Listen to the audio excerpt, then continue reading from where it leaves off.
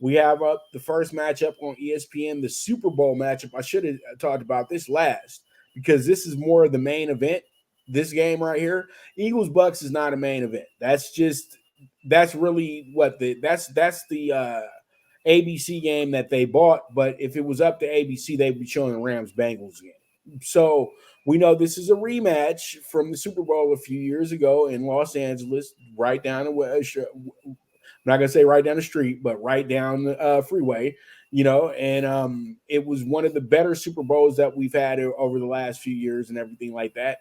But it truly is a really good game, and this, to me, is a turning point game because in reality, nobody expected the Bengals to start on 2, but nobody expected Joe Burrow to pull his hamstring either.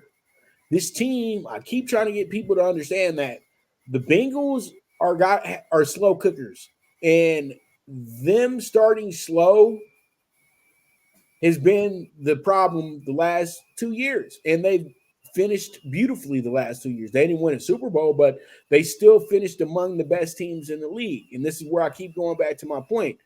The first 2 weeks in the NFL do not determine who the best teams are going to be. That just determines that these are the teams that got through the first 2 weeks unscathed, or they're 1-1, or they got some things to fix.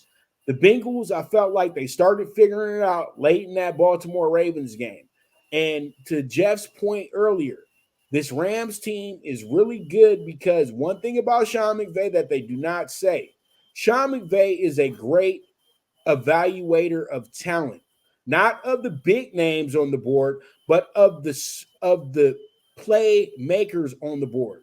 There's so many players in college football that it's hard to separate the guys. But there's something about McVay where he can break down tape and get the exact guy that he needs, and that will fit into his system. That's what makes McVay a top 5 coach. It doesn't matter what the Rams record is because he knows how to find fits. And that's why the Rams are doing so well, because they have guys who fit their roster. It's not about names. They kind of went back to how they were before they had the OBJs, the Von Millers of the world, where they just built from within. And that's something that you do have to respect. But at the same time, too, that just goes to show you that this team is a 7-10, 8-9, 9-18 at the end of the day. They're going to be even all season. I feel like the Rams know that they're not playing for much more than respect. The Bengals have expectations. They know that if they lose this game, there's going to start being some doubt about the quarterback. It's going to be some doubt about the coach. It's going to be some doubt about everybody. And that's one thing Cincinnati can't afford at this moment in time, because they still truly haven't became an elite team yet. They're on the cusp of being an elite team, and they cannot start 0-3. So I'm taking the Bengals to win this game with the money line minus 130. And crazy part about this game is it opened up as a minus 6.5 to the Bengals, but went down very quickly as well too after the Niners game was over against the Rams. But I think that that's a smoke and mirrors type situation, and the 6.5 is really the correct number because I feel like they're going to absolutely crush the Rams come Monday night. Well, my friend, my true number is 4 with the 46, and it's down to 1.5 in 2 spots. It's at 2 at circa. I will just tell you with that number, what it's clear to me, clear as day to me, and I could be wrong. You know that. I usually am. Joe Burrow's not playing. Joe Burrow is not playing. That number clearly says to me he's not playing. And here's the reason why. He was gimpy in poor conditions in Cleveland. He muddled around. You can tell with Jamar Chase not being effective because his routes take longer. That's why T. Higgins had the bigger day. His routes are more shorter. My point is, when he threw the last touchdown, he started hobbling. He had the machine on his calf. Here's the problem. 0-3, you could say the season's over. I get that part, and I do agree as well. If you put him out there 50, 60% trying to stop the 0-2 to 0-3 with an Aaron Donald, not only do they lose, he's probably done for the season. I don't know who their backup is. I don't know if it is Boomer Esiason. Is it Kenny Anderson?